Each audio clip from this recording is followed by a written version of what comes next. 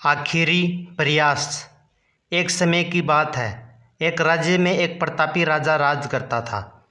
एक दिन उसके दरबार में एक विदेशी मेहमान आया और उसने राजा को एक सुंदर पत्थर उपहार स्वरूप प्रदान किया। राजा वह पत्थर देख बहुत प्रसन्न हुआ।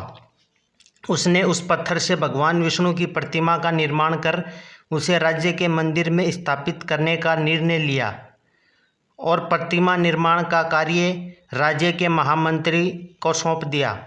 महामंत्री गांव के सर्वश्रेष्ठ मूर्तिकार के पास गया और उसे वह पत्थर देते हुए बोला, महाराज मंदिर में भगवान विष्णु की प्रतिमा स्थापित करवाना चाहते हैं।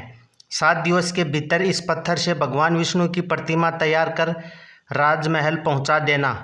इसके लिए तुम्हें 40 स्वर्ण मुद्राएं दी जाएंगी।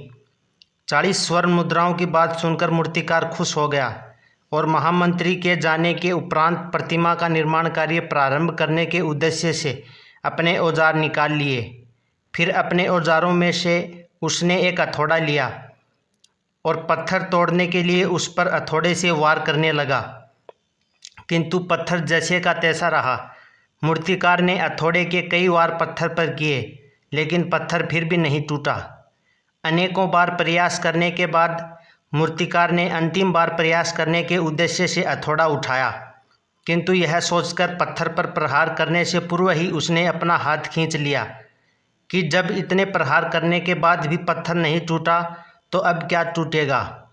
फिर वह पत्थर लेकर वापस महामंत्री के पास गया और उसे यह कहते हुए पत्थर वापस दे दिया कि इसे तोड़ना नामुमकिन है, इसलिए इससे भगवान विष्णु की प्रतिमा नहीं बन सकती।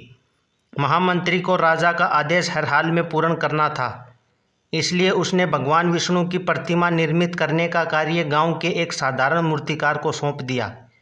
पत्थर लेकर मूर्तिकार ने महामंत्री के सामने ही उस पर हथौड़े से प्रहार किया और वह पत्थर एक ही वार में टूट गया। पत्थर टूटने के बाद मूर्तिकार प्रतिमा बनाने में जुट गया। इधर महामंत्री सोचने लगा कि काश पहले मूर्तिकार ने एक अंतिम प्रयास और किया होता तो वह 40 स्वर्ण मुद्राओं का हकदार होता।